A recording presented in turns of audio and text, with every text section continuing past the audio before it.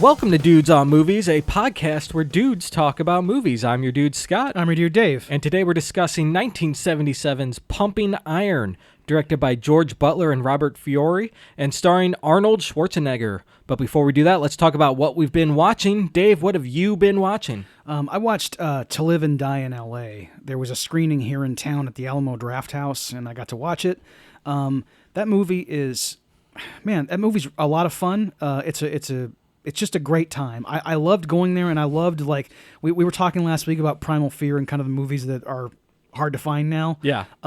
To Live and Die in L.A. is another one of those where you're just watching it going, wow, they really don't make this kind of film anymore. When did that come out? 1985. 85. Yeah. Okay. But it's like, so it's not like the 90s genre crime filmmaking we were talking about. Right. But it's still that mid-range, mid-budget thing that, like, for whatever reason, studios just refuse to get behind. It's either a massive tentpole film or it's like something, you know, highly artistic. And Right. there's just nothing that, like, there's no mid-range anymore. Yeah, I mean, we can tell people to get off our lawn as much as we want, Dave, Yeah. but it's not going to help. I mean, I guess since we have this show, we'll just keep doing that. We'll keep doing it. Yeah. And eventually someone will listen. Someone listening to this will say, you know what? I will make a movie like that. Exactly. You know? They And will they'll- go out, yes. They'll start a studio, change the industry for the better, and we will get no credit. Boy, the circle of life. As most podcasters do. All of a sudden, I'm We'll very get one depressed. more listener. Yeah. Yeah. Awesome, man. I caught a film called Clearcut from 1991. Okay. Have you heard of this? No. It's a Native American revenge survival film. It takes place in 1991. There's like a logging company that has like a land dispute with the Osage tribe that's living there. And, Okay. you know how these things go. They never work out for the people who are supposed to be there, right? Yeah. So the tribe is fighting them. They've got a lawyer to help them, and they're losing the case. And one of the guys decides to take matters into his own hands. And the movie's about how far you go trusting people before you do that. Okay. And when do you stop talking and take action? And is it ever appropriate to do that? And it gets into those kind of philosophical issues with that. Yes. There's some really good tension in the film and some actually pretty good thrills and some pretty disturbing shit in it too, actually. Right. It's a weird kind of thriller from the very early 90s that I think is excellent. Okay. Yeah. I can't believe I haven't heard of it. Yeah, like it's not a masterpiece, but it just really blew me away from what I was expecting. Okay. Yeah. Wow, cool. And it's got Graham Greene in it. He's excellent as Yes. always. So check out Clearcut, everybody. Got it. All right, so now let's talk about Pumping Iron, Dave. Why don't you give everyone a synopsis? Yes. So this is a documentary that focuses on competitive bodybuilding, a subject most people in the 1970s didn't have a connection with because at that time, most normal people weren't going to the gym. Yeah. The central character in the film was Arnold Schwarzenegger, regarded by everyone in the industry at the time as the best to ever do it. And on its own, this movie tells a compelling story of a subject that hadn't gotten a lot of coverage. But when we watch it today, knowing the direction Arnold's life went, you appreciate it much more because it shows you what kind of ambition and determination he had, even before he was an actor or a politician. It's also led to many in-jokes over the years between Scott and I. So this is a very special episode of Dudes on Movies, so strap in, everybody. Yeah, you're going to feel the pump, everybody. Yeah, Dave and I have been going back and forth on this movie for a decade. We both love it. The first time I saw it was you lent me your DVD. Yep. It was excellent, everybody. One thing, like, I'm glad you mentioned it. It's a documentary about the world of competitive bodybuilding. Yes. It's not a documentary about Arnold Schwarzenegger. Right. He is just one of the primary characters in the film. And he just happened to become the most famous person in the universe. Yeah, So, I know, exactly. yeah. And they caught him right before it happened. Yeah. Like right before he really took off and just became like this supernova. Yep. He was already like the star of a very specific niche interest, competitive bodybuilding. Everyone in that industry knew who he was, but that was the extent of his fame. Yeah. You know. Yeah, he was a 7-time Mr. Olympia, which is like the professionals. We'll get into all the kind of inside baseball stuff once we're talking about this, Yes. everybody. But yeah, he won it 7 times in a row, which means He was the #1 bodybuilder professionally in the world for 7 years straight. Okay, one correction. He won 7 titles, 6 in a row. His 7th title came in 1980 when he made a comeback. Okay. Yes, that's he right. won it from 1970 to 75. There was a lot of controversy about that, too. Yes, I don't know much about it. I just know there's a controversy. Well, and there's controversy about the one that we see in this film as well. Yes. Yeah, I guess so. And what I think we can do as well, because Scott and I know this movie inside and out, we've also digested all the behind-the-scenes material that was on the DVD release from 20 years ago. I think the best way to do it would probably be to talk about the documentary, and then we'll talk about behind-the-scenes stuff in the second half of the show. I've only watched that stuff once a while ago, so you probably are more well-versed than I am, but I'll defer to you. Thank you. Cool. So the movie opens with, it's Arnold and is it Franco Columbo? Yeah. They are in a ballet lesson, learning how to move their body gracefully and stuff. And yes. It's a great image because these are hulks, man. Literally, Lou Ferrigno's in this movie, and he played the Incredible Hulk. The Incredible Hulk. Right. These are hulking men. Yep. And there's this little petite ballet woman showing them how to move and stuff. And it's not played for laughs or anything. It's just a great image, I think. And they're intently learning from her, okay, I got to move like this. Because in the competition, you pose and you move, and you have to look graceful and strong, you know. So they're taking it very seriously. And they understand it kind of on 2 levels. One, that like you said, they need to know how to pose because the judges are looking at them at all times, and they need to have symmetry of their muscles, but also they need to have graceful movements. But they also understand that ballet is for not only the graceful but the very physically strong. Yeah. So she's an authority on this. I'm going to listen to her. It's awesome. Yeah. These men are twice her size. Oh, and they're just show me, please. I want to learn. You get a real sense of just Arnold's mass in this scene because she's standing there saying, "Oh yeah, can you lift your arm like this?" And he goes, "Yeah." And she goes, "Now make sure you look up." And he goes, "Look up." And she lifts her arm, and it's this pipe cleaner next to this, just whatever the hell he's got on his body. A tree stump. Yes, exactly. And I mean, and he's doing the same movements as she is, and he's trying to be as graceful as her, and he's succeeding. But dude, I know it's just it's funny to watch. But it's awesome. These guys' lats, they look like flying squirrels. I know when they're reaching out. Yes, I know. So, I'm dude, I don't know about you. Do you pose when you're watching this movie? Sure. I do it. Yeah, of course. They'll be striking a pose or doing a move, and I catch myself doing it. I'm thank God I'm not in a theater or so, because I'm posing while I'm watching this. You have to hit a double bicep at some point. Yeah, the double bicep, man. And you mentioned the lat spread obviously is a big one too. I mean, I think I do that unintentionally even when I'm not watching Pumping Right, Iron. yeah. Because when you're in the mirror, sometimes you got to just exactly. do it. Or when I'm just walking or sitting in a meeting at work, I'll realize my posture isn't great at the moment, so I just kind of got to this, and then all of a sudden look at that, I'm muscular again. It's right. I mean, I've straightened my back. Exactly, and I know that because of Pumping Iron. Chest out. Yes. Yep. But yeah, it's a great opening. But really now, with the real openings at Gold's Gym in Venice, California. Well, before that, we get that great, musical. Okay. And I know we can't go through every frame of the film, but the opening song. Yeah. It's obviously very dated. But you will still be singing it days afterward because it gets in your ear. It's someone saying, pumping up, pumping iron. And there's this 70s music, Electric Company bullshit. 70s funk disco stuff. But it's just the laziest funk. Yes, it is. I know, exactly. They could barely be bothered to be funky, man. It's just and I like it because it's accompanied by clips of bodybuilding it's stuff. Like old muscle men, you know? It's not even bodybuilders, just muscle men from the 20s and 30s. And, yes. Yeah.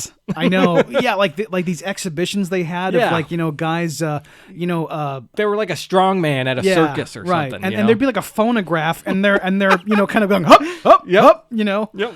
Great stuff. It's awesome while this funky music is playing. And there's vaudeville dudes on the screen. Yes. It's excellent. I know, it's so cool. But yeah, we go to Venice California, where Gold's Gym started, right? Like, Yeah. this is the first Gold's Gym. I've seen it. Yeah. Have you been there? Yes, I have. I haven't gone in, I haven't gone in myself. I just drove past. but I've been to Muscle Beach, and it's packed with muscles. Yes.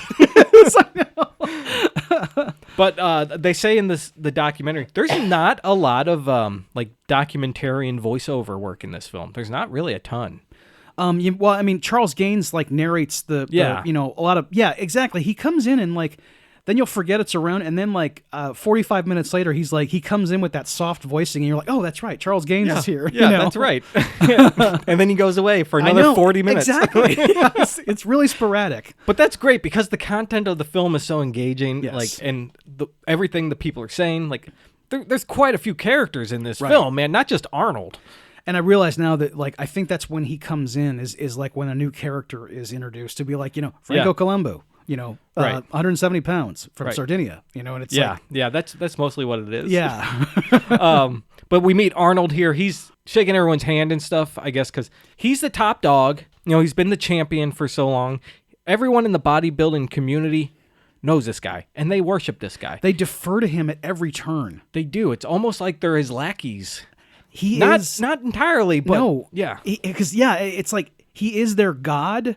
Like he is an unquestioned. Like what he says goes. I mean, he is number one at all times. Yeah. But they also like there's a couple times where like people will like maybe just argue with him a little bit, or in some scenes where it's he's just visiting with people. Yeah. Like it's obvious that they all like him, and that he's just a really popular when it's more guy. casual. Yeah, exactly. Yeah. When he's out doing stuff like where he's getting attention and being seen, like he turns on the star power. Yes, he does. And then he starts acting in a way like Arnold. Right.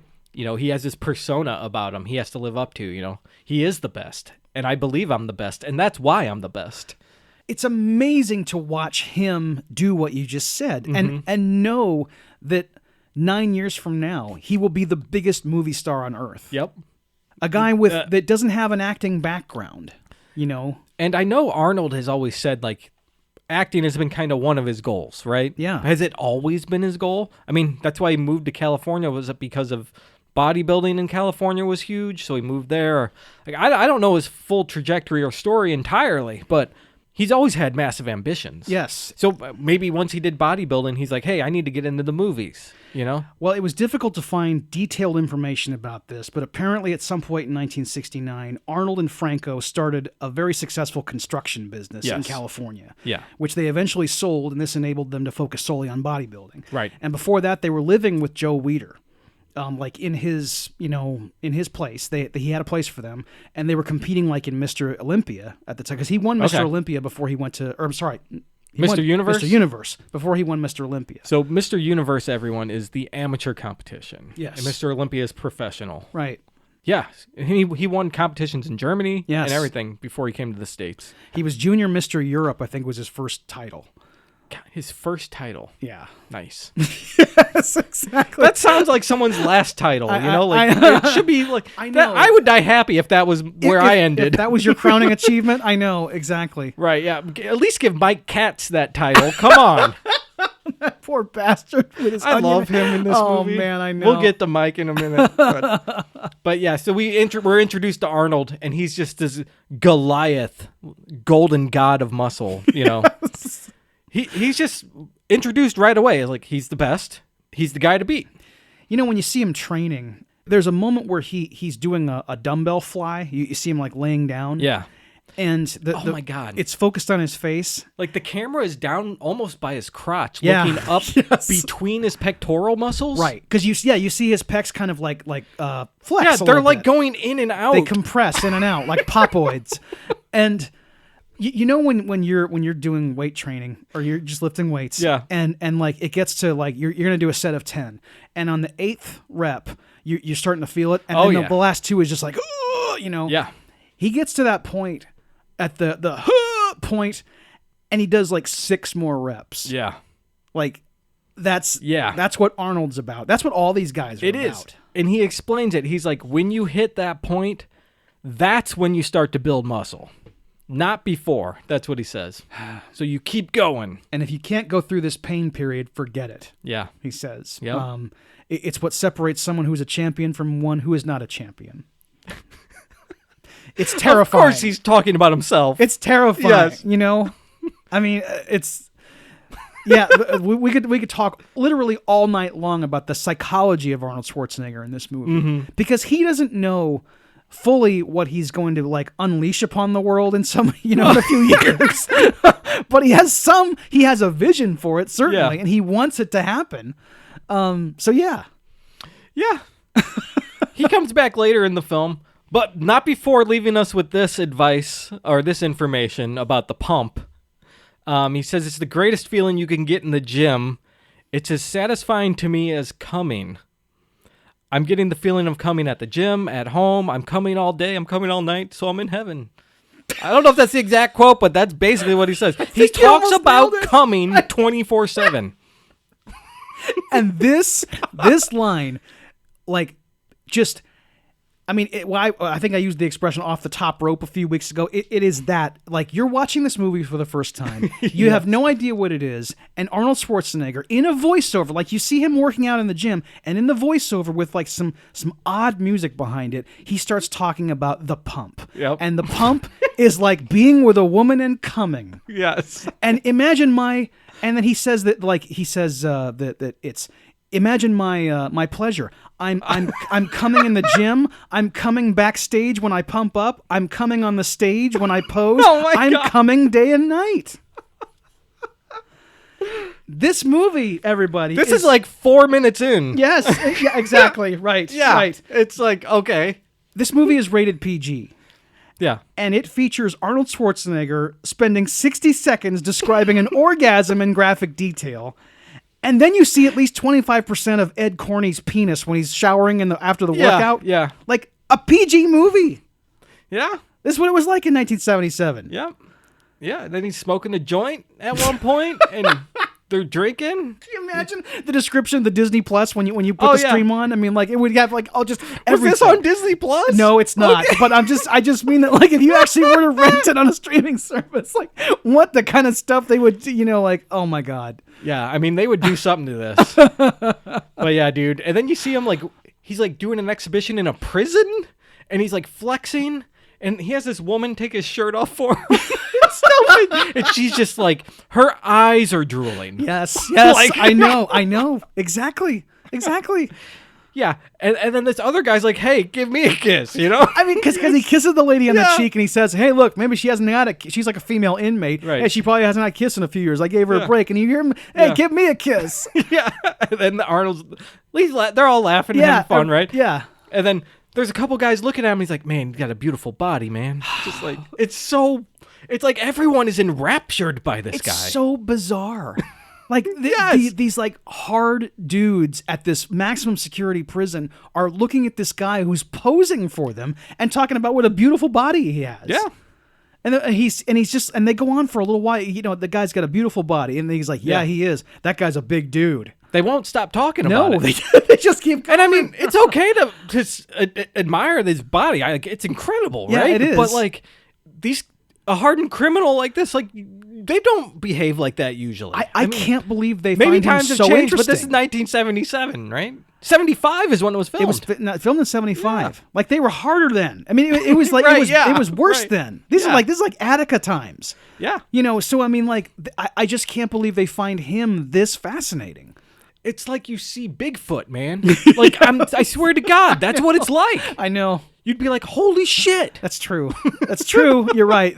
He is kind of just an otherworldly creature. I think he wore the Patterson-Gimlin suit, actually. I mean, he was in California at the time. It's true. Yes. Oh, my God. He was from Europe, though, so he was revealed as a Yeti. Yes, he's a Yeti. Exactly.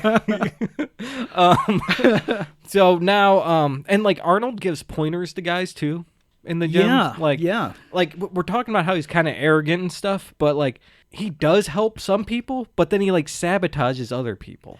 It's very strange because, like, in these moments where he's helping people, I start to kind of believe what he said, years later about, like, what he really was like. Yeah, I mean, this is an 85-minute documentary. Yeah. I doubt we got the whole picture of Arnold. Of course. Yeah. Because there's that guy with the curly blonde hair, the kind of small guy, who is like, he's talking in voiceover about how he idolized Arnold Schwarzenegger. Yeah. And he just wanted to be like him. And by the way, this guy is probably the same age as Arnold Schwarzenegger. Like, it's so weird that like all these people are like, oh, I can't believe growing up watching Arnold Schwarzenegger. The guy's 28 years old. How old are you? You know, right? Yeah. I mean, but like he's talking about how he looked at him in the muscle magazines, and he said, you know, like I if I can't be as big as him, I want to at least try to look like him. And he's showing Arnold his posing routine. Yeah. And Arnold is 6'2", 240. This guy is probably 5'4", 160.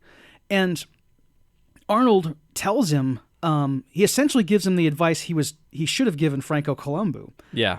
Which was, look confident, because like, I guess the guy does his bicep pose, and like he kind of hides away when he poses, and Arnold says, no, don't do that. Like, open it all the way up, cause open up, show them. Exactly. Look confident. Yeah. And he's really like being helpful in coaching this guy. I kind of broke it down to when he's not competing directly with someone, that's when he helps them.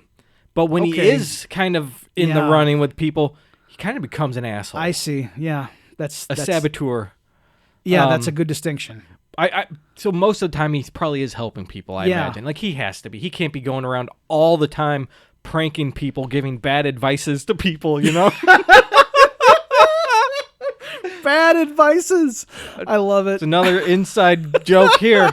We'll get to it, I guess. Yes. But yeah. And now we meet more bodybuilders, right? Uh-huh. We meet Mike Katz. Poor Mike Katz. He's isn't he like a junior high school teacher? Yes. This guy looks like a Yeti. Like he's Bigfoot with Hulk Hogan's haircut. I mean, dude, like, we have to talk about Mike Katz's hair. Yeah. I mean, it looks like a pearl onion, like it does. I mean, it's just like the most like stringy bullshit, and I'm just like, dude, why don't you just I know it wasn't in fashion at the time, but look, there are what? Poor Mike, because I find him sympathetic for a lot of reasons. I love him. I just realized in this moment, part of it is that he didn't have bald heroes like I do.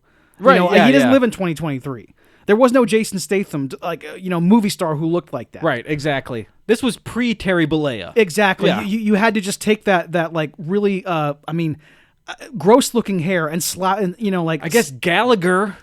I mean, but that's not much. No, Gallagher was not a hero. I mean, Gallagher was not a masculine ideal. That's true. That's true. Mike was up against it. Yeah, Mike had, and you know what? I think that's why they play him like this in the movie. Yes, because he has that look. His demeanor is very. He's very domestic compared to everyone else, and he's very kind. He's the teacher, and they show him playing with his kids, and this is just good filmmaking here, Right. They show him this way to get that feeling for you, but he's playing with his kids and they're posing and stuff. Yeah, and I love it. He has his little girl. She's probably like 3 years old or something. She's like, feel his muscle, and she grabs his elbow. I know. I fucking love that. And he has her flex too, and he's like, "Oh wow, that's good muscles," And yeah, he's like, right. And feel daddy's muscle, and then they're like hanging on it. Hanging on him. Yeah, I did that really as a cool. kid. Of course, yeah. I mean, and because like even if your dad isn't a professional bodybuilder, he's still way bigger than you. Yeah, right. Exactly. And I find Mike Katz sympathetic for a lot of reasons. Obviously, in particular, this interview style, he often starts talking and doesn't know how his sentence is going to end. Yeah. Which I've done a time or two in my professional and amateur podcasting life. I've done it. Yes. And he makes an analogy at one point where he compares himself to a dog that's been kicked too much. And he says, I'm the type of person who is the type of dog who will bite back.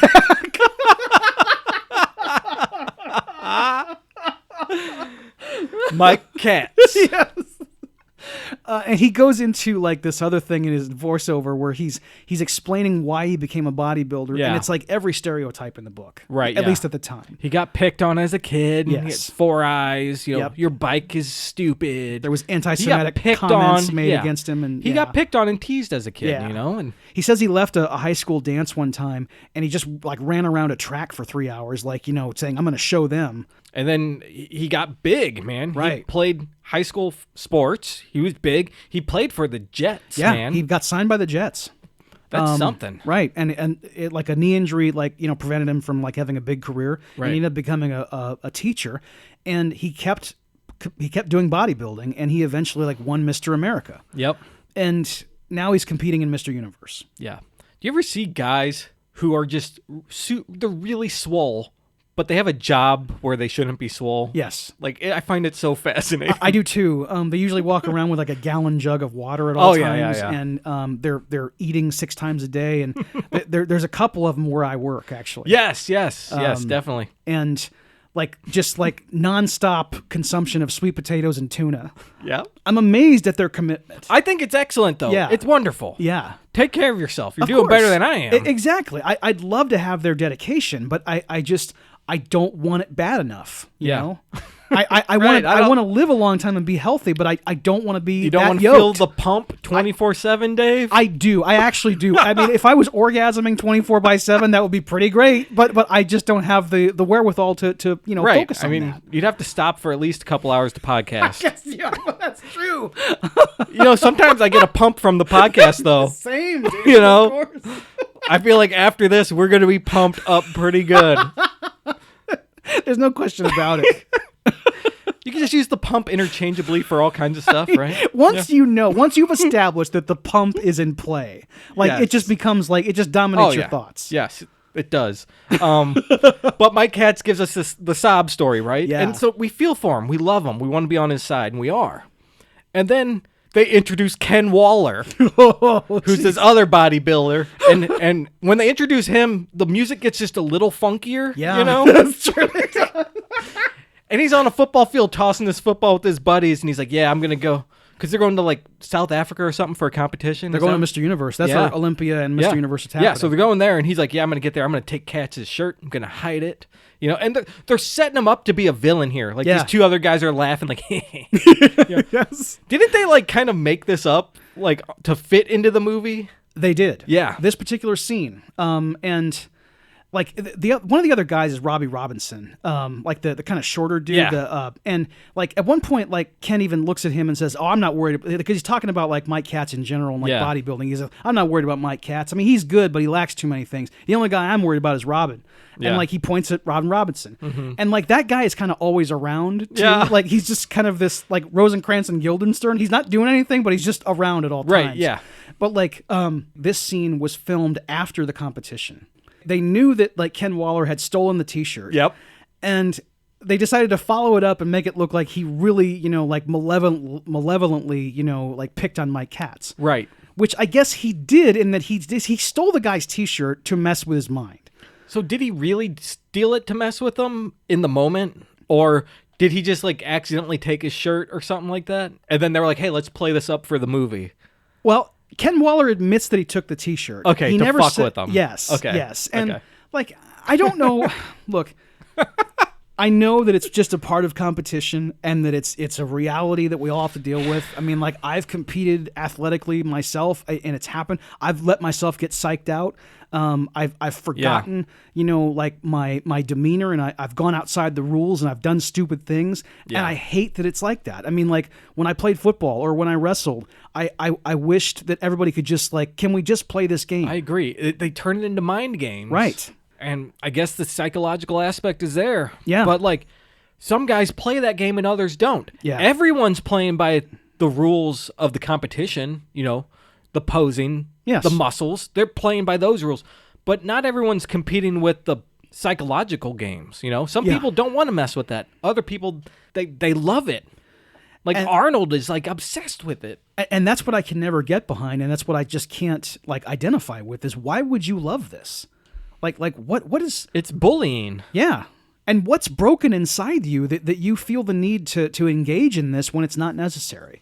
Like what if you were just like stone cold? You were just an assassin out there. Like you were the best bodybuilder in the world. You were Arnold Schwarzenegger in incredible shape that everybody worshipped, and you didn't say a word. You just had like laser focus the entire time and like were this enigma, this cipher that no one could get a read on. I think that would be much more intimidating for your competition than someone who like tries to manipulate you into losing. Yeah. And Arnold says that he has that, right? Yes, Later, he does. mentions like he's just so focused, But then he's also like grab-assing with everyone and pranking everybody. So I don't know what it is. I guess that is part of his focus. And obviously he's had some influence on like Ken Waller and the other guys because Right, they all do this too. They want to be like him. Right. Yeah. Which is amazing that like you're all adults. Yeah. You know, what is this thing that you want to be like? I understand. Like I idolized, certain guys in high school when I was in high school. Yeah. And then I realized after high school I shouldn't have done that. I should have been my own person. Right. You know, I wasn't 28 and like idolizing a fellow 28-year-old.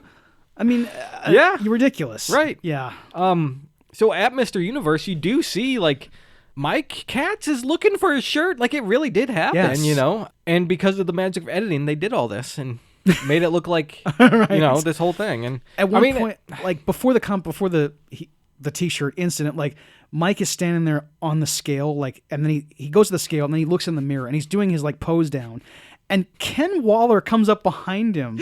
Yep. I mean, it looks for all the world like he's ready to do something. Yes, evil. exactly. Yes. The editing in this, like, it's incredible. There's even like a little note on the soundtrack. Doo-doo-doo-doo. yeah, it's like, uh-oh. Yeah. The villain is shown. And he's just and Ken is looking at him kind of like hungrily and chewing his gum. Yeah. And it's like, and he's just waiting to get on the scale, I think. But like the way they present it is like, yeah, I'm thinking of something here. I'm gonna do something. And he's in this scene, oh my god, he's standing behind him and he's also like flexing, Yes. You see his like veins pop out of his flesh on command. It's like, and it's not just a couple veins, it's like every little vein, thousands of them. It's like an ant colony just erupted out of his chest. It's insanity. I know. I mean, have you ever like, just when you did like lift weights and you saw like the vascularity happen, you get that. Yeah. And these guys have it just when they're walking around. I mean, it's just incredible. I feel like that's dangerous. You're going to get caught on something? Probably not healthy to have your blood just that accessible to the elements. Yeah. I mean, what if Freddy Krueger shows up? He's going to just they did that one in a movie, right? With his veins? It did, yes. Pretty gnarly. Yeah, and I mean, like, with the vascularity thing. Yeah. Whether it's Arnold or any of the other guys, when you watch their posing routines, it happens with Arnold, actually, at some point during the Olympia. It shows, like, what a workout posing is unto itself. Yeah. I mean, at one point, he hits what I came to find out is called the most muscular pose. Okay. It's like you take your arms, you put them in front of you, and you flex your biceps, and then like you kind of cup your hands down here. Hands, and do you lean forward a little? Yes, Yeah, exactly. that one? Okay. And if you look at his face, the blood rushes to his face. Oh, yeah. And it's because he's not breathing. He looks like he's starting to convulse a little bit. Yeah. It's a lot of exertion. Yeah. And like it's kind of like his head is getting a little shaky. He's just posing. Yeah. And it's this much energy expended. I'm sure you've done that where you flexed really hard. Oh, yeah, you're yeah, like, yeah. Let's go. And then Exactly. your body shakes. Yeah, exactly. Because you're trying to, like, I guess, get the muscle to leave the skin. I don't know, but, Like, let me see one vein. Exactly. Just one vein. Yes, come on. Give it to me. You got to get the pump. I mean, in all cases, the pump Yeah. is what you're after. Yes, it is exactly. And so this whole Mr. Universe fiasco, I think, is Yes. it's good because they show the winners here, right? Yeah. Like after the competition, and Mike Katz gets 4th place. He's not even in the top 3, and Ken Waller is in the top 3. So it's like, oh man. So the guy we're rooting for almost had it, right? But the bad guy's he's in the top 3, and then he ultimately gets it. He's the champ. Ken Waller wins. Yeah, and Paul Grant is really put out by that. He's the guy from Wales with the gray hair. Oh yeah. He even like looks at the judge and just like full on says, "Oh, fuck off," because I'm better than Ken Waller. Yeah. But like when they go backstage and Mike Katz, who has finished 4th, he's out of the money. Yeah, this is what I like. Yes. He's incredibly sympathetic, obviously here. Yeah. Because he talks about how, he asked what time it is in the States, and, he wants to know, because he wants to know if his kids are still up, and then he goes, oh, man, the kids are probably driving my wife crazy. It's great. Yeah, I better call my wife. Yeah. His first thought after the loss was his family. Yep. And he's sitting there, and you can tell he is destroyed. Yep. But he's not letting it come out that way. He's trying to just say, hey, it was a good competition. I got 4th, maybe next time I'll. And before this, he mentions like, yeah, this is my 5th time, and he's been grinding forever to get to these points, and he still didn't get it. So like the loss just hits you so hard. I know. And he says that it took him 3 tries to win Mr. Connecticut, and it took him 4 tries to win Mr. America. So it'll probably take this many times to take the big crown. It's like he's going to continue this. Oh man, it's tough. Yeah, and like he's taking it in stride though. Yeah, I mean obviously when you lose a competition, you're bummed about it. Yeah, but he even says okay. He hears Ken wins, and he's like, oh, Ken won. That's fantastic. And this is the saddest line. He goes, imagine how you must feel. Oh, man. And he's being positive about it, but like you can tell like he wishes that was him he up there. He is so dejected. Imagine how that must feel. And then like he goes to where the stage, he goes, I got to go shake Ken's hand. That's great. And then the camera follows him. He's at the bottom of the stairs, and he just looks down. Oh, you see him from behind. Yeah. And they capture him like he's definitely in the crying. darkness of the stairway. Yeah. Yeah. Oh yeah. He's completely destroyed. Yeah. It's such an awesome scene. Yeah. I think showing this really sets up how important this is for these people and the stakes it has. Yeah. You could just come into here like thinking, oh, silly bodybuilding contest. What the heck? This is weird. Right. No, like this is important to these people. Yeah. And it matters. Especially back then too, when because bodybuilding now, I mean, we kind of grew up with like Muscle Magazine, on the newsstand right next to everything else. It was just part of the culture. Back then it wasn't. Like it truly was everything. This guy's a junior high school teacher. Yeah.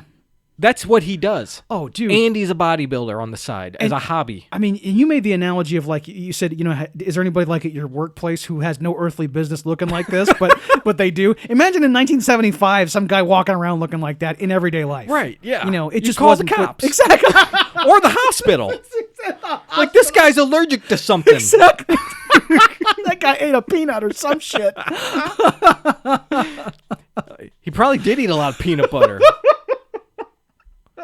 Holy shit, dude. The protein and calories. No doubt. There you go, man. 5 shakes a day. Oh, man. So now we cut back we get more info on Arnold's history here. He's talking about how he grew up in Germany, Austria, and his father was in the police chief, and Arnold had a dream to come to America and all this stuff. Yeah. And it's like a voiceover of him doing a photo shoot with like these babes hanging on him and stuff. They're in bikinis. I know. Oh my God. And we got to talk about this photo shoot because they don't identify Joe Weider in the movie, but that's him. The guy with the curly hair who's like talking to him. Hey, guy. With the glasses? Yes. Sandra, maybe play with his hair. Kind of sexy. You know? He's a real creep. He looks creepy. And I mean, he's like giving direction. He like at one point, it's either him or the other photographer who tells the one girl who's like down at Arnold's knees, hey, maybe put your head lower to the floor. It's like, I get what this is about, everybody. Right, yeah. Because there's a girl on his, there's a girl on his shoulders, and then there's 2 girls at his sides. Yeah. And he's like doing the crusher. The exercise bendy thing. Yeah, he's like bending this bar. Yes, and they're photographing him, with all these babes, and this is the strongest man on earth. Yep. If you're this strong, you get the babes. Exactly. Yep. This is what you have to aspire to, everybody, because if you get like this is what will happen. And he keeps talking about how he wants everyone to remember him forever. Yes. Until he dies. I want to be remembered like a general or a president for hundreds of years or 1,000 years, like Jesus. He's compared himself to Jesus. He invokes the name of our Lord Savior Jesus Christ and says he wants to live thousands of years. And like Jesus. There's another funky song playing that says like everybody the lyrics wants to live forever. I think they commissioned this for the movie, it is, right? It's the same singers from the opening, like Pump It Up. Exactly. Pump Yes. It Yes. And it's just like these, I know, and then it ends with like him, like I guess they've commissioned some kind of painting of him that he's carrying up the stairs, and it's him posing on a mountain. Oh my God, that's right. And you hear the interview, like, because in the throng, there's a bunch of like reporters gathered around him, and somebody says something about like, how much skim milk do you drink every day? And he goes, oh, I don't drink any milk at all. Milk's for babies. When you're a man, you have to drink beer. Yep. It's a great You know, I mean, he is giving them, I've heard him say that in multiple interviews. Oh, you have? Yeah. Okay, so that's not just from the movie. So Arnold's doing material in this movie? I guess, yeah. Holy shit. He probably knew it was a good line, and he just kept it. I guess you so. know? Yeah. All right. You know, well, that makes sense. when you got something in your pocket, that's good. You know, okay. you bring it out. You're right. You're right. So showmanship. Yeah. I might try it sometime. Maybe we'll get prepared for random encounters. Exactly. So now we meet another bodybuilder, right, Dave? Uh-huh. We meet Lou Ferrigno. Lou Ferrigno. And more importantly, we meet his dad, Matty Ferrigno. Yes. Boy, you know, what can you say? Lou Ferrigno, he's a mountain of a man. And he's the biggest. Yes. Biggest ever. That's one thing they keep, like, focusing on, is that, like, Arnold, he's the reigning 5-time Mr. Olympia champion, the best in the world. And there's rumors that this might be his last competition. But who is coming for him is Lou Ferrigno, a guy who is 6'5", 275 pounds. Like, he's the biggest thing that's ever been. And I mean, like, he's a frightening dude. And then we actually meet him. Yeah. And his demeanor and his personality belie his physicality. It doesn't match. Right. Arnold is this out there, over-the-top character. Yes. Right? This guy is introverted, very shy, and soft-spoken. Yep. And his dad is kind of the outlet for everything he's trying to say. You know, his dad is the voice that he speaks through. And Matty Ferrigno, I've only heard this voice one other time. It's a very specific New York accent. Chris Mad Dog Russo. Oh. If you ever listen to him, this is what he sounds like. Okay. And like when I hear Matty Ferrigno, I just think of like Mike and the Mad Dog. There you go. It's just really something. And there's elements also of like Bill the Butcher. I think that Daniel Day-Lewis must have seen this movie. Yeah, what borough is he from? Exactly. That's what I need to know. That's true. But yeah, he's obviously like he kind of acts as a stage father. He's managing Lou's training. Yeah. And he has the noblest of intentions, I believe. Yes. You can look at it saying like he's living vicariously through his son, which he is a little bit. Because he even mentions like, I used to lift a little bit, you know, and I got him out and Lou was playing with them. And I don't know if that's not even close. That was bad. It's okay. I knew where you're going with it, and you captured the spirit. I got the spirit. Yes, it's his voiceover narration. Like they're showing. It almost turns into like a Ken Burns movie. They're showing like close-ups of like muscle magazines. Yeah, and it's like Charles Atlas like ads of like I used to get picked on at the beach, and then I was 98-pound weakling, and he's talking on the voiceover about like when.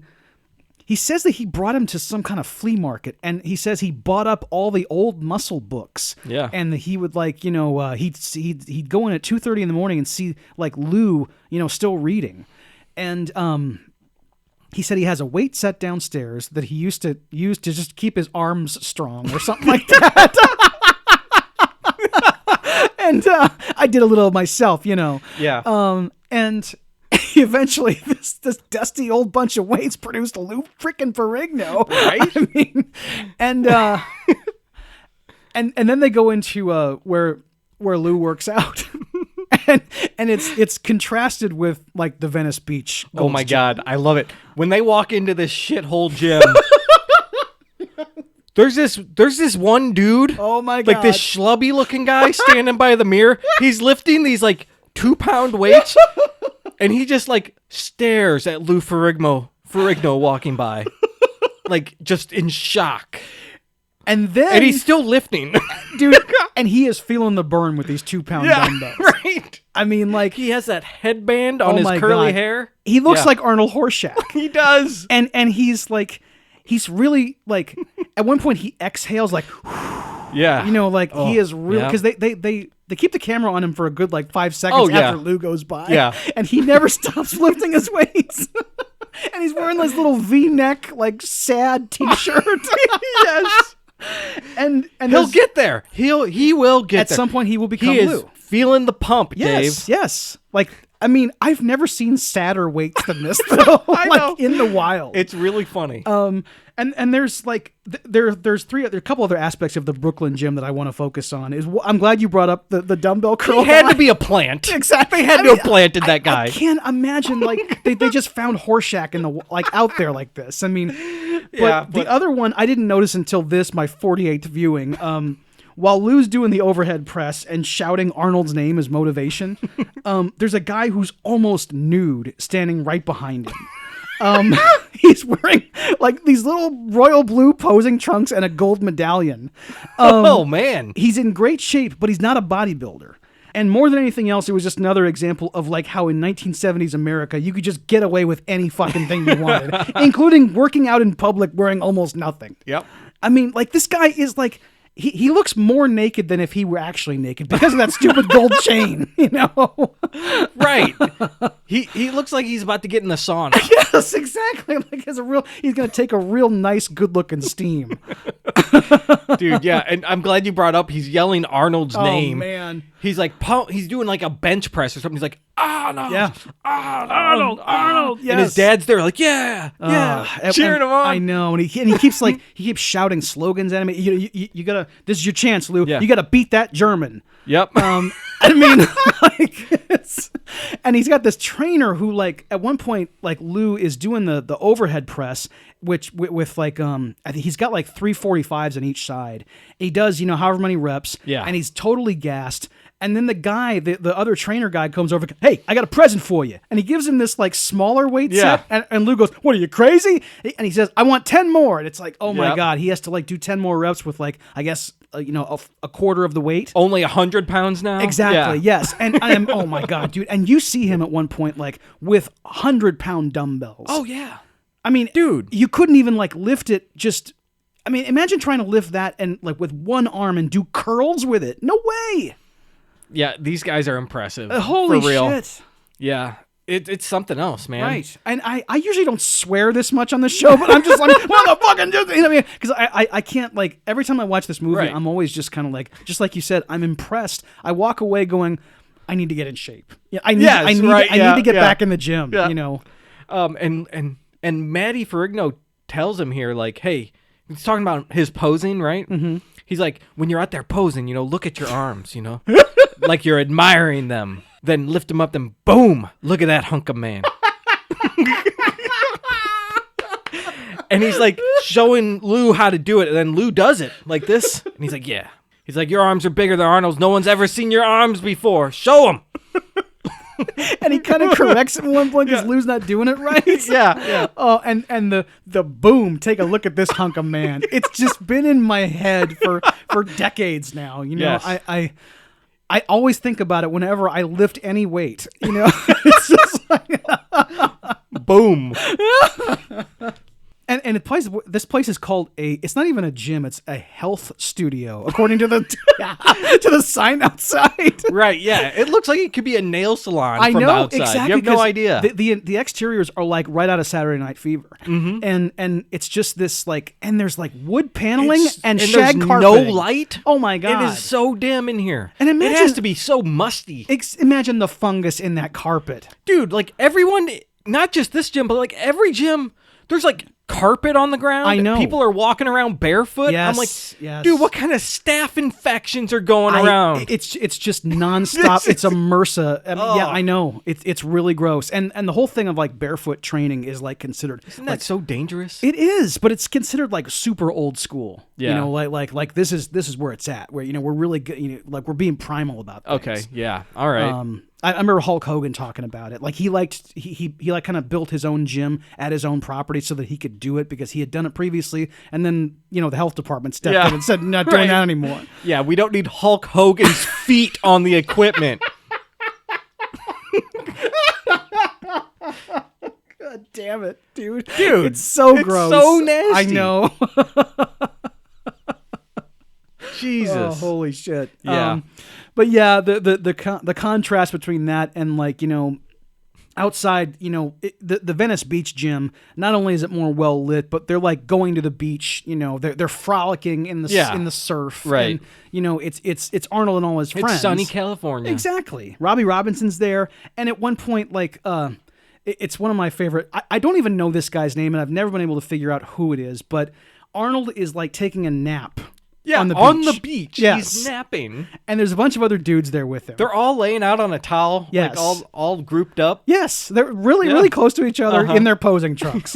And this little dude who had leaped into his arms at the beginning of the movie when he walked in. It's the same guy. The same guy. Okay. It's the New York dude. He comes up to Arnold and he says, "Hey, Arnold, listen, I'm going to be going to New York tonight. I'm going to meet Lou. I'm going to meet with his dad. And everything that I learned from you and that you stole from me, I'm going to give to him. And I think that the combination is going to be very hard to beat, Arnold. Very hard." And Arnold's response is, "I'll see you when you get back." And he goes back to sleep. He says, What do you want me to tell Lou?" "Tell him hi." Yes. And then he keeps going, because Arnold is half asleep still. Yes, right? exactly. He's telling him all this, and Arnold just doesn't fucking care. Let me go back to sleep. This guy's trying to psych him out and talk it's so trash. Funny. And eventually, Arnold, he tells him, be nice to Lou because he needs a lot of help. Yeah.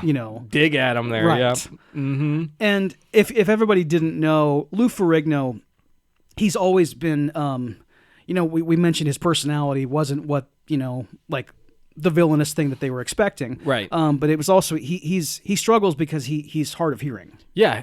In the documentary, they say, when he was 1 year old, he had an ear infection, and now he can hardly hear out of it. Right. So he had to learn how to read that. He lips. has a speech impediment. Yes. It's hard for him to talk. Yep. And that's why his dad helps him out so much. Yes. It's hard for him to communicate. Right.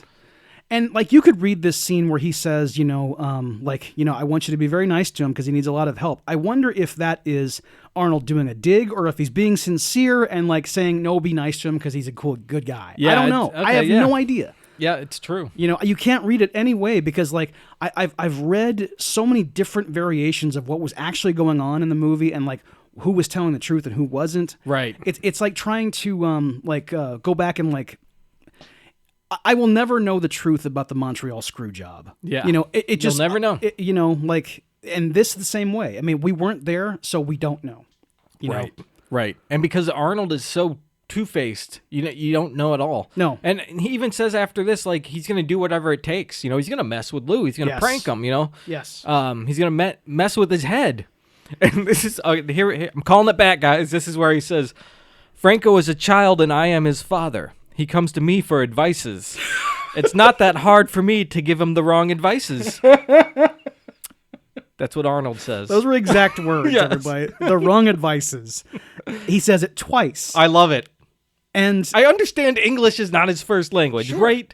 He does a pretty good job. His English is very good. Yes. And for some reason, he trips on the word advice. Yep. He just can't, Right, and he says it twice. I That's know. why it's so funny. I know. And he leans back to let you know what he said was just awesome. Right, after he says he comes to me for advices, he leans back and then says, "It's not hard for me to give him the wrong advice." Wow. Yes. You would be a great movie villain one day, Arnold. You just need better dialogue. That's right. I mean, you can really see in this interview he's giving is sparse, is kind of sprinkled throughout It's the film. the same interview, and it's Right. it's cut up throughout the film. Yeah. Yes. He explains another segment about what it takes, how he's thrown up many times in the gym before. Yeah. And he doesn't even care. When it happens, it happens. He just fights through it. Yep. And I believe him in that moment because, I have seen people throw up from just too much exertion. I've almost thrown up lifting something that I definitely shouldn't have been trying. Yeah. And I mean, I don't just go through it. I don't keep working out. No, I mean, if I throw up, I stop immediately. I'm exactly. like, oh my God. Whether it's on an evening out, that's it. I don't the whole thing of you should just switch to switch to beer. The towel. No, that's it. Yeah. You just threw up. Switch to beer. Come on. No. I'm done. Exactly. Take me home, please. You know what happened the one time I did that? I don't know, because I don't remember. Now let's go to South Africa, Dave. Again, Right. Arnold is here getting interviewed, and he's telling this story about how he's not afraid to mess with people, you know?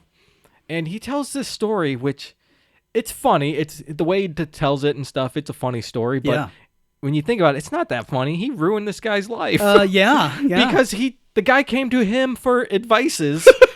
And he told him, you know, the new thing is in America, you know, when you pose, you scream.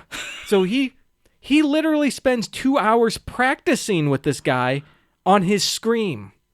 And, I mean, who would dedicate that much time to this prank? And this guy goes to competition and comes out, starts screaming, gets booed off the stage. Like, it ruined this guy's career. I know. They came and, like, physically removed him from the stage. removed him. Yeah. Because he was screaming so loud. And, he even told them, like, you know, okay, so as you pose lower, like, you know. Yeah, you have a lower scream. And then they do the double bicep. They go, you know. And like the reporter is very amused by this. It is an amusing story, but it's tragic. It is. I know. Awfully cruel. I know. You're right. He ruined this guy's whole set. And even like he said something about the guy came in and he said, I'm a great bodybuilder. I have a fantastic body, but I need a good posing routine. And so Arnold said, you know, okay, well, take off your clothes and pose for me. And he said that the guy took his clothes off and that his body looked like nothing. Yeah. He said, well, he must be crazy or something. And it was like, in that moment, you kind of like, I guess the first time I saw the movie, I had the same reaction of like, that's an amusing story. But the second time I'm like, well, maybe you should have pulled him aside and said, exactly, you need to work out some. Yeah, you need to work on this. Yes. Like he was with the other guy Sure. at the beginning. Like, right. I don't know why he felt like he needed to do that. I guess he felt that the guy was super arrogant. Maybe that was it, because he yeah. comes in like, I have the best body Yes. and all this, blah, blah. Yes. And then he shows it and Arnold's like, what are you talking about, dude? And I mean, imagine like if that did really happen, if like everything exactly went down the way Arnold tells it, imagine a person who would walk up to Arnold Schwarzenegger and say, I have a great body. You know? Can you imagine that? Right. I mean... exactly. I mean, he what is are the you thinking? pinnacle of perfection. Why? I mean, you better really have something to show. You know, exactly, dude. Holy crap, that's funny. But yeah, now they're all in South Africa. The big story now is Lou Ferrigno versus Arnold, right? Yes. Like that's what they're building up. Right. The documentary starts to focus really on like the competition itself and like how it works, and there's like a prejudging that happens before all the people show up. Right. So the bodybuilders all like kind of get in front of the judges, and it's in an empty auditorium except for like a reporter or like just a few reporters here and there. Yeah. Ken Waller is there like filming it. Yeah. He's in street clothes. And then the bodybuilders who have already gone are up in the rafters watching it. And Ed Corney's posing gets all the bodybuilders to stop what they're doing and watch. Yeah. Because he poses so meticulously and his transitions are so like rhythmic and dramatic. Yeah. He's got like such grace. And to be honest, I don't know why the other guys don't try harder to emulate him. You know? Yeah, I don't know. Because they're so blown away. Arnold himself says, now that is what I call posing. And he's like so blown away by this guy's talent. Right, and he's being legitimate about it. And we saw Ed working out with him earlier, yeah. like doing the squats. Yep. When Ed collapses. Oh my God, yeah. Because Arnold told him 2 more reps. Yep. And he falls on that carpet. Yes, exactly. That filthy that wet carpet. 70s carpet. God. Yes. Full of God knows what. Full of the 70s, dude. It's full of the pump, probably. Well said, dude. Oh my Lord. But yeah, no, like they're impressed by this guy, you know? Uh-huh. And we mentioned Franco Columbu briefly, but he's like the top dog for the under 200 weight class, right? And Arnold's top for the over 200. Right. And Ed Corney is competing against Franco for the under 200 class. Yeah. And it's kind of established also, like before we got to the competition, like we went to Sardinia as well to visit with Franco Columbu. Oh my God. We see him in his like Italian family and everything. And yes. he lifts that car out of the parking spot at one point. Man. Like, dude, like Apollonia's gonna blow up in this car. I thought the exact like, I swear to same God, thing, dude. This is the old world. Yeah. I mean, yeah. Obviously, if Franco started yelling "Apollonia, no!" I mean, it would not have been out of place. Nope. The Godfather music should have just kicked in. I mean, here. dude, like the guy, I'm sure they couldn't get the rights, but dang, I know his dad with the newsboy and the little snifter, and then like his mom wearing the shawl, and she's gumming those pea pods. I mean, like it looks like the year 1901. It looks great. It does. I It looks wanna very go there and inviting. eat. Yes, of course. But yeah, so it shows him there. Like he was a big deal there too. Like, Yes. because I guess his family didn't support him, like most of these guys probably. Right. Because his dream was to get muscles, and his mom was like, "Well, you can't get money with muscles." Right. But, Even when he was boxing, she was like, "Well, Yeah. you're going to make money beating people up? That Yeah, you can't do right. that, you know." yeah. So I guess he kind of proved everybody wrong. Like, Yeah. hey, look at me. I'm the best in the world now. And Right. Yeah. So, and I guess he has support from them now. Yes. I think he mentions that. And they all stand around like kind of like thankful that he was able to like get that car out of that space. Right. Yeah. 'cause he Thank really God for helped those things. muscles, man. He literally lifts a car out of the space, like it's been parallel parked, and Yeah. there's not enough room to get out. Yeah. He just picks up the bumper and like Thank God we got to take this car to the Corleone's house. You know, Yeah, exactly. Right. got a special delivery for him. Holy crap, dude. Yeah, Fabrizio's dead. Dude. But no, Franco's awesome. Like Franco and Arnold are buddies, right? Yes. They're buddy. Yeah, they're like best you friends. said, they started up that construction company in California. Yep. Like they've been through this for over a decade. Yes, you know? exactly. Best buds. Yep. And we see also like this is one of the big moments for Lou Ferrigno because like it's time for his showing in front of the judge. Yeah. And it's one of the saddest moments because it's like he looks so nervous. And his dad walks up to him and like says something to him. And Lou Ferrigno, like, he looks over at the judges and, like, his whole face changes just for a second. He looks like he's about to, like, not cry, but he looks like he's 5 years old. He looks scared. Yes. Yep. And then he goes in front of the judges and he shows confidence. Yeah. You know, he's doing really well. He's doing everything his dad told him. He does the hunk a man pose. Yes, he does. And like, it's a weird transition because his dad looks really irritated in the crowd, but then they go backstage and his dad is really supportive. Yeah. And he goes, "Oh, your back was out of sight," you know. Yeah. Because earlier he's like, "Don't go too much on the back because your skin will wrinkle." Yeah. Or something. That's and so right. like he comes back down there, your back was out of sight. Awesome, dude. So good. So good. And what I love is like, so they're all like at this hotel or something while during the competition, you know? Right. Like, and like Ken Waller is like filming people in the background like half the time. I know. And, like they don't say anything about it, but it's funny because he was so like sneaky earlier in the movie, and like you see him in the background with like cameras, and you're Right. like, what is he doing? I mean, it's so weird. It's like because there was this like delegation that went from California, stopped in New York to pick up Lou, and then like continued to South Africa. Like, so the amateurs went not last night, and now one of them's filming everything. Yeah, I mean, it's weird. It's one of my favorite touches. You see him like kind of around. Yes. And there's one point like when they are making him the villain earlier, like he's kind of like looking around the corner at him too. That's right. I think that's when that music cue happens. Yeah. Man, oh god, it's so good. And he's also like, at one point, he's just like fiddling with his camera. Like he's pulling like cartridges out, you know. It's just, and it's more of the strangeness of this. Why is he there? And you know, I don't know. It's weird. It's great. I love it. Yep. So yeah, like there's the two classes, right? Under 200, over 200, and they judge on symmetry, Yes. proportion, and the size and clarity of each muscle group. Yes. That's what the competition is. And there are compulsory poses that they all must do. I looked them up today. Okay. There is the double biceps, which we've talked about at Just length. up? Yes. Yep. There's the side chest, which we've talked about. You know, Scott is doing it now. Excellent. There's the I was open. You see Yes, that? exactly. And you hit it well. There's the side triceps. There's the most muscular. You got it. Front lat spread. Ooh, I don't know what that one is. That one's tough. Is that like... It's just kind of like this, where you create that V taper. Yeah. So you look like a flying squirrel. Exactly. You got the wings. There's the abdominal and thigh, where you like kind of put your one leg out in front of you and like, you know, stick your ass out.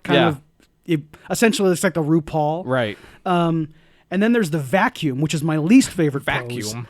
It's like when the guy he sucks the abs in. Sucks the abs in, and like it creates that like dome that's like it's kind of falling in on itself, like that rotten Halloween pumpkin. Exactly. Look. Yes. Oh, yeah. It's disgusting, and I can't believe they make people do this. Then there's the back relaxed. The back relaxed. Yes. So is that just you don't flex anything? Essentially, yeah. You just turn your back to the judges and let them see what you've got. Okay. Which, and after that, so after you do those compulsory poses, you're allowed to go and like do your own routine. You do freestyle. Exactly. And that's where someone like Ed Corney, like, starts to outclass everybody. Yeah. Because he starts to like, do this kind of like, he at one point he goes down kind of like, he's doing a double bicep, and then he crouches down into like a discus pose. And then he like kind of puts one arm out like an archer. And this is what everybody is reacting to. Like, holy shit, look at this guy, Yeah, look at that. I mean, and he's doing a great job, like showing everybody like the symmetry of his muscles, and and yeah, you are watching him. He's exactly like he would have been the prize pupil of that ballet teacher. Oh yeah, dude, absolutely. I bet he's working with her too. Probably maybe that's why Franco and Arnold went to her. They probably because they found out that was Ed's strategy, like, and they were like, hey Ed, how'd you get so graceful? Exactly. Well, I got to talk to Kathy over there. Yeah, right. So Arnold tells us, I don't know why I left. This isn't funny. He's talking about how he's super focused, right?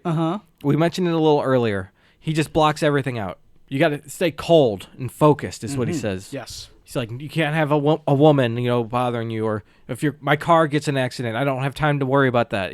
Just block it all out. And his father died one time, and he just blocked it out. Like, he told his mom, no, I'm not coming home for the funeral. He's dead. I can't do anything about it. And he just has to stay focused. Right. Are you kidding me, Arnold? It's one of the most shocking moments in the film, and one that like kind of stayed with him for decades afterwards. Oh, I'm sure. Because people didn't know what to make of it, and it's still up in the air whether or not it's true. Yeah. Because he has said that it's a lie. He stole that story from like another bodybuilder in France. Okay. And then he said that he learned it from a boxer. Okay. And his girlfriend at the time said, no, it actually did happen. Right. And there was like good reason for it, apparently, because like on our previous podcast that we did called Giga Punch, we had that special called the Arnold Palooza. Yes, that was like episode 10. Yes, I don't know. There wasn't many episodes. Exactly. And on this one, we just talked all about Arnold Schwarzenegger and his films. Yeah. But I had given some bad information in that. I'd said something wrong about Arnold's father, about like his connection to the Nazi Party. It turns out that Gustav Schwarzenegger, Arnold's father, was a Nazi Party member, and while no one who researched his career could find like hard evidence of Gustav participating in crimes against humanity, he did provide security at rallies, and he fought for the Third Reich in World War II. And in 2021, Arnold went on record saying that Gustav was abusive to their family. And Arnold attributes the abuse to the guilt and shame Gustav felt at like having enabled Nazi atrocities. Yeah. For him to like, I guess, tell a bunch of different stories around this particular story is a weird move. I wish he had like, just if it really did happen and he was telling the truth in the interview, I choose to believe that he actually did do this. He went, I'm not going to go, like say goodbye to my father who was abusive to me and who fought for the Nazis. I don't care anymore. Yeah. Own up to it. Exactly. Be honest about it. Yes. Yeah. I mean, obviously he's been wrestling with it for decades and decades and decades. If only a couple years ago he had to come out and make a statement. And I mean, yeah, exactly. And it followed him like into, of course, when in 2003 when he ran for governor of California, his political opponents, they brought it up. Hey, what was the deal with your father? Right. This movie was all over that smear campaign against him. Yes, it was. I mean, oh my God, look at him. He's smoking a joint, everybody. Oh my God, it's a joint. And he's talking about the pump. He's drinking wine. I mean. Uh-oh. Oh, wait, that's okay. Right. He has a shirt that says Arnold is numero uno. And I mean, I saw material like highlighting that aspect, and I was like, that's what you're focusing on? That is the least of this man's crimes. Right. I mean, Arnold is numero uno. It's kind of adorable. That should have been his campaign slogan. I would have put, obviously, yes. put that on the posters and wear it at the Wear rallies. that Vote for Pedro t-shirt he's got, man. Yes, exactly. He was coming up with that before any of that. Yep. So, yeah, we hear about that tragic story from Arnold. Right. And it's kind of left there. Right. He'll do whatever it takes, basically. Yes, that is kind of like the point of the story is that whatever, like any complication in his life, he will just like bury it because he's getting ready for a competition. Yeah. So we see the under 200 competition happen now. And of course, it comes down to Ed Corney and Franco Columbo, right? Yes, right. And ultimately, Franco wins. Right. So everyone's happy about Franco. Ed was good. I mean, know. they're all good, right? I know. I'm not a judge, but I am not going to be able I like to... Ed's style. I like his mustache and like that curly hair. Yeah, I know. It's a great 70s He looks look. good. Yeah, he looks like Freddie Prinze. He looks like a cigarette. Yes, dude. Like he looks like a nice, smooth cigarette. He does. He looks like a pack of Marlboro Reds, dude. Yeah. Yeah, I know what you mean. He's got like even like an anchor tattoo. Yeah. He's the only bodybuilder who's got any ink. Oh man. Do they nowadays? I'm sure there's more, but I wonder what kind of the standard is. I wonder. Yeah, I haven't seen it in a while. Apparently Arnold has like denounced the sport, like he hates it now. Oh, is that right? Yeah, just because of the direction it's gone. And okay. The things they do and stuff. I don't know. I mean that's it's weird because like the Arnold Classic is like it's on par with Mr. Olympia now. Okay. For like prestige wise, right? And that he's denounced the sport. I hadn't heard about that, so it's weird that there's still something like bears his name. I guess he can't get out of it because it's been going around for like 40 years now. So yeah, now it's too late. Right. But yeah, I know what you mean though about like just I can't judge these guys' muscles. I know I agree with you that I liked Ed's style more. I just like to watch his posing routine. Yeah. But like, can I say definitively that if I was to study Franco's muscles that they're wow, like, your muscls are better. Exactly. I don't know. I don't know. I can compare you to me. Right. Yes. You win.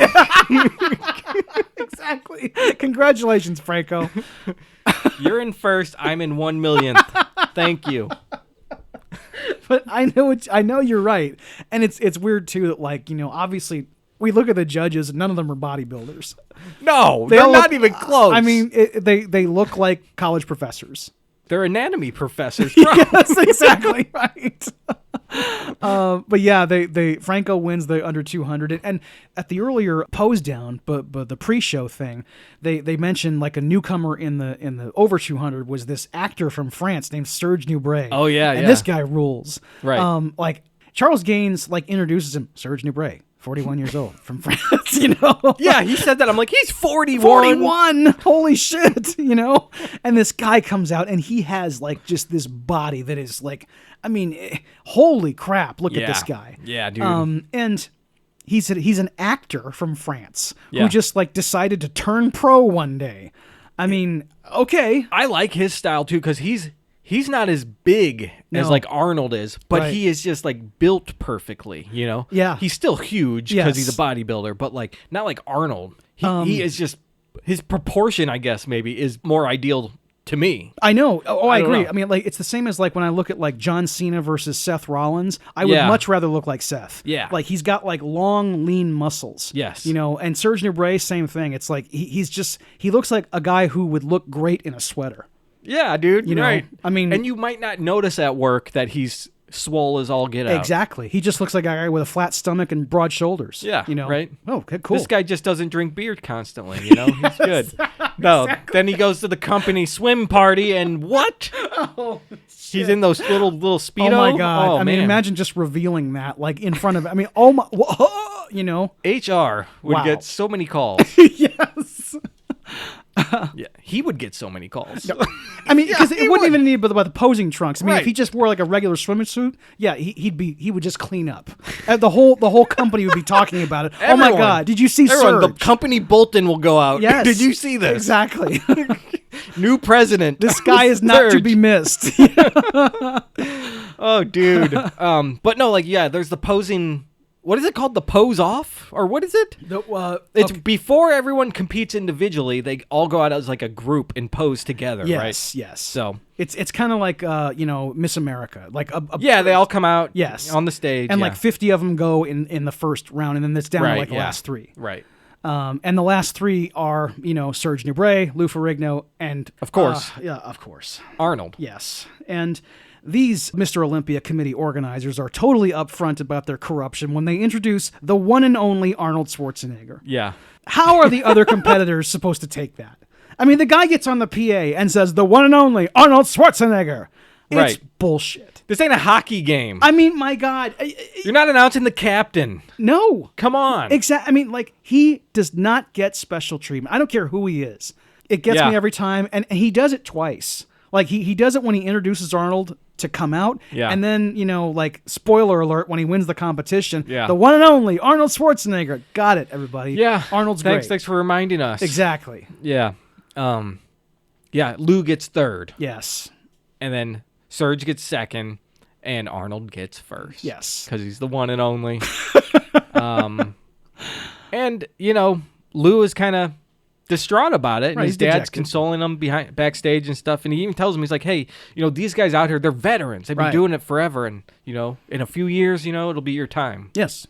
And I don't know about you, but did he win? He never won Mr. Olympia. Okay. He had won Mr. Universe the year before. Yeah. And he won it twice in a row, I think they said. Yeah. And I found out that it doesn't bother him. I thought it would have, but it doesn't. Because he's had, obviously a long career. Right. In film and TV, and also just like in the health industry. Yeah. He's like a trainer to the stars. He's had a great life. Yeah. He wanted to win Mr. Olympia, and he wanted to beat Arnold specifically. Yeah. But it didn't happen, and this was his only chance, and it didn't work out, And that's the ropes, man. Yep, exactly. Ask Mike Katz about that, dude. Right. And his dad even is saying, like, while he's up there posing, he's like, yeah, it's like you're up there with him, you're living with them up there. Except he gets all the praise and you don't. And you're just like, yeah, that's my son. He's really proud of him. I know. The way he says things sometimes it's kind of like, are you just doing this to be famous too? But like, not really. Like, there's enough there where you're like, he really cares about him. He cares about his son and his success. I think he's really sincere about it. Yeah. And he really loves He's a Lou. great dad. Yeah. He quit his job on the police force to help him train full time. Yeah, he retired from the NYPD so he could like focus on Lou's training, you know, in that dingy freaking gym, You need to keep that health insurance though, because the freaking God, the infections. Oh, every time I think about it, I just like cringe a little bit because it's like, man, what you brought up about the barefoot training, we don't see that in Brooklyn, but like it's all over Venice Beach. So, yeah, gross. It's the California style, I guess. Yes. But, yeah, and even before the competition, they're getting pumped up before the contest, right? Yeah. And Arnold and Lou are like looking, like eyeballing each other. I know. And Arnold is messing with them. And there's a great scene though when they're both like doing like curls facing each other and like just staring at each other. Yeah. And they both start laughing, which is great because Arnold is being malicious, but like he's having fun, and then Lou is also kind of having fun with it too. In that moment at least. Yes. But with all the teasing throughout the competition, I think Lou kind of doesn't like it, but he's kind of going along with it, brushing it off a little bit. Yeah, because earlier in the day, like before the prejudging, they had breakfast together. Yeah, it was Lou, his dad, his mom, and Arnold, and like Arnold was really giving him shit. Yeah, like he tells him he's not ready; he needs another month. Exactly. Yeah. He's not even in shape yet. Yeah, dude. Come on. He just full on says it. Yeah. You mentioned the what he's going to say to by what he said about Franco, how he's a child and he comes to me for advices. He lays out, what he's going to do to Lou when he gets to South Africa. Right. And he says, look, if he shows up and he's out of shape, well, that's less work for me. But if he shows up and he's in shape, fine. I hope he is. I'm going to mess him up. Yeah. I'm just going to take him and I'm going to twist his mind around, and he will be so ready to win when he comes to South Africa, and I'll just convince him I'm going to win. Yeah. The mind games are coming out. Right. It worked, I guess. I guess it worked. It certainly worked for the judges who were clearly not on the take from Arnold, right. But they already had made up their mind who was winning the competition. Yeah, they were biased. Exactly. And look, as I said, I am no judger of muscles, everybody. I don't know. I know that I liked looking at Serge Nubret better than the other two gentlemen. And Ed Corney. Exactly. Yeah. But these are controversial decisions, 48 years after the fact, Right. Yeah. And then they have to have Arnold versus Franco, right? Yeah. For the ultimate winner. The overall winner. And of course Arnold wins. I mean, there's just it's like whether it's the first time you see it or the 50th. I mean, like you always know. I mean, you knew going in who was going to win this competition. Yeah. Right. And there's still controversy over this particular year of who should have won. Many, hardcore, serious people about bodybuilding say that Franco was the clear winner, like that he was definitely better. Yeah. And, as I said before, I don't know. I mean, the one and only Arnold, man. I look at Arnold's physique, if I just objectively, there's a couple of shots in this movie where it's just focused on him, and it is quite impressive. Yeah. At one point, he's standing next to Ken Waller in the gym. And Ken Waller is a mountain of a man, and he's not dwarfed by Arnold, but Arnold's so puffed up and his muscles are so ballooned that it really does kind of dwarf Ken Waller. Balloon is the perfect way to say it. Like his pecs, yes, they look like they're blowing up. I know, with air. Yep. I couldn't think of a way to describe it before, but ballooned is perfect. Right. And they're kind of always like that too. No matter what. Yeah. Like, even if he stretches his hands up, they're still kind of ballooned, but a little flatter. Yes. It's unbelievable. He is just like, he found a way to build a physique that has kind of gone unmatched in the years since then. Yeah. Just for perfection, Right. And then we see a celebration, right? After the competition, right. Arnold is drinking champagne and smoking a J, and he's laying on a couch that probably has, fucking MRSA, like you said, all over it. And he's got a shirt that says Arnold is numero uno. Yeah. Which he probably carries with him everywhere he goes. Yes, of course he does. And they're all there, and Arnold is like, hey, it's Lou's birthday. We got to sing happy birthday to him. Uh-huh. And everybody sings happy birthday to Lou Ferrigno. It's such a weird ending. Yeah, I know. And it's great because Lou is kind of he's happy about this. Yeah. They remembered my birthday. Yeah. And then they ask him for a speech, and Lou's most famous line in the movie. He says, "I have nothing to say. I just want to eat my cake." Yeah. And he even in one of the behind the scenes thing on the DVD, Lou quotes that line. He looks at the camera and says, "I have nothing to say. I just want to eat my cake." Hey, remember that line?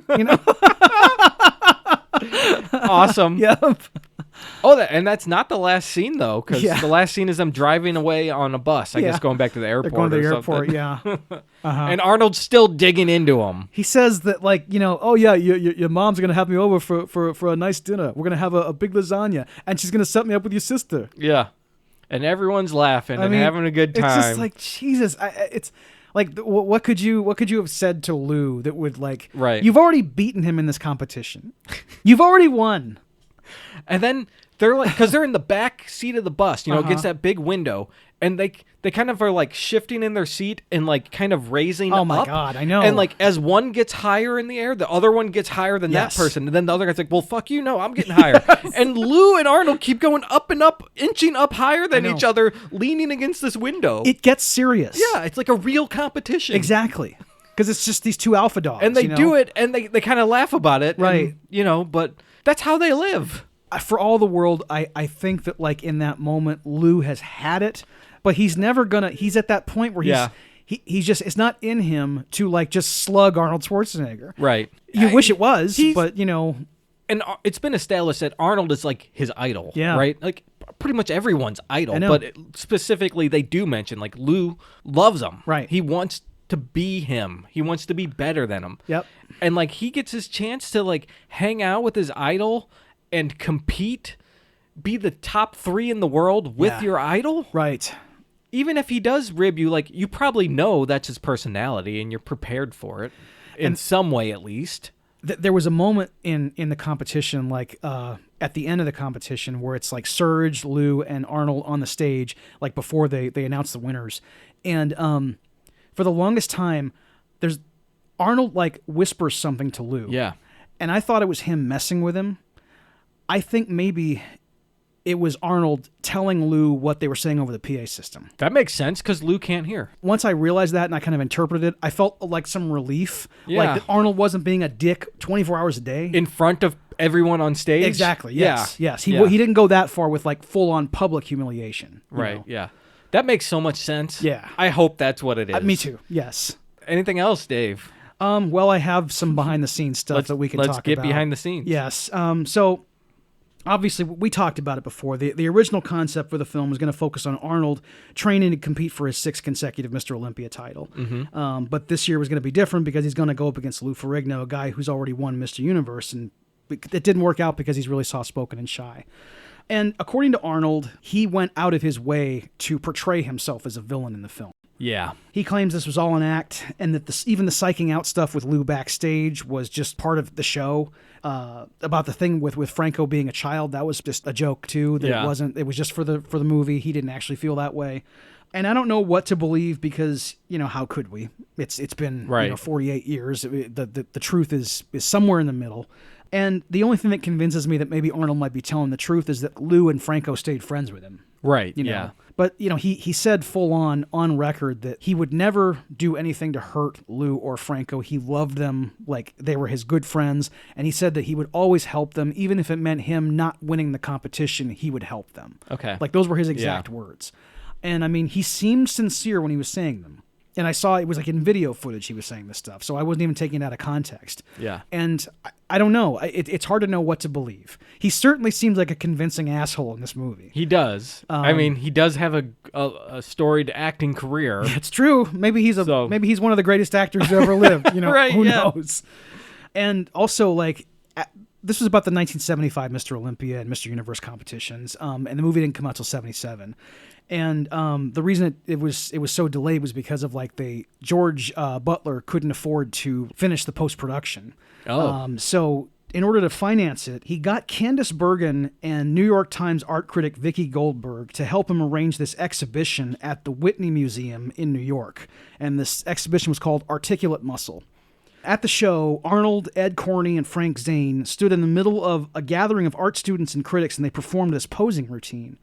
And while they'd hold their poses, the critics there would compare their physiques to the muscular form in Renaissance art. Oh. The way George Butler tells it, this show was this runaway success. And at the end of the night, they had sold enough tickets to pay off his dets and finance the movie. I wish I was there. Me too. That sounds awesome. I've seen some footage of it, and man, it looks like the best time. Vicki Goldberg is presiding over this dais of art critics from people all over the world, and they're just they're taking the microphone and talking. Oh yeah, they're looking at Ed Corney, do his fancy poses, and they're just talking. Oh yeah, this reminds me of something from Caravaggio, and you know, so cool, dude. And everyone's probably got their cocktail and their cigarettes and stuff. Of course, dude. Yeah, absolutely. Yep. Oh my god. Yep, a great time. Well, that's awesome. And there's one other thing about Charles Gaines. We talked about him having the important role of the film of being the narrator, even though he's kind of in and out quite a bit. There's on the DVD they show some real good deleted scenes where you see Charles Gaines on camera with Arnold. They're walking through a park, and it's a great scene that I wish had been left in the movie. He's pleading with Arnold, trying to make him understand that he needs to treat people better. Oh, and he's really giving it to him. And Arnold's just not hearing him. It's just it's completely at one point he says something like, I think that if you keep this up, you're going to prevent yourself from having a real reciprocal human relationship. And Arnold goes, so what?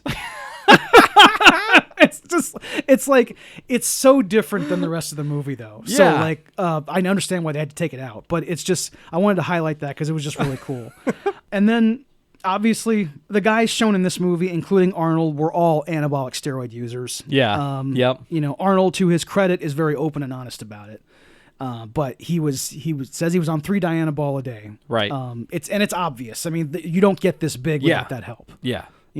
And he has said, everybody did it. We didn't know better at the time. It was legal. We kind of knew it wasn't the greatest, but it was legal, like you said. And right. Everyone did it, and that's what we did. Yep. It was just the thing. And I mean, there's been obviously professional wrestling has had, steroid abuse. I mean, like so many guys have gone to early graves for a lot of reasons in that sport. And it was big in baseball, of course. We all know about that scandal. Yep. And I was really, the one thing about Arnold's admission that I liked is that he made an admission. Yeah. Like, there was no dancing around it. The reporter asked him, and he Right. said, yes, we took steroids. Yeah. You couldn't tell? Like, that's exactly right. I looked like an elephant. I know, exactly. I'm built like something like that even Da Vinci couldn't paint. Yeah. Like Right. look at me. Yeah, that's great. Right. But yeah, that's Pumping Iron. Pumping Iron, everybody. So, Dave, would you recommend? Yes.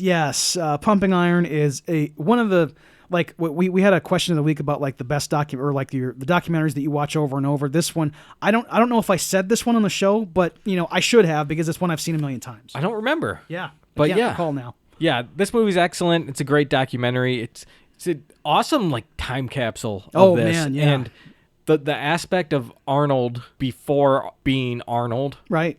makes it that much more entertaining. Absolutely. So anyone, if you're an Arnold enthusiast, or if you just like documentaries in general, check it out. There's a whole lot here. Yes. So yeah, definitely recommend. And that wraps things up. If you like what you heard, please subscribe to the show anywhere you get your podcast, rate it, review it, and most of all, share it. It gets more dudes listening to the dudes. And you go to dudesonmovies.com and find anything you need right there. Yeah, so we're on Facebook, Blue Sky, and Instagram. Look for Dudes on Movies, and our email address is dudesonmovies@gmail.com. That's right. And Dave, we have a question of the week. What is the question of the week? The question of the week, what are your favorite movies that feature actors before they were famous? That's a good one. I like it. Stay tuned next week when we do 1989's The Karate Kid Part 3, directed by John G. Alvidson and starring Ralph Macchio and Pat Morita. So until next week, I'm your dude Scott. I'm your dude Dave. And we'll see you next time.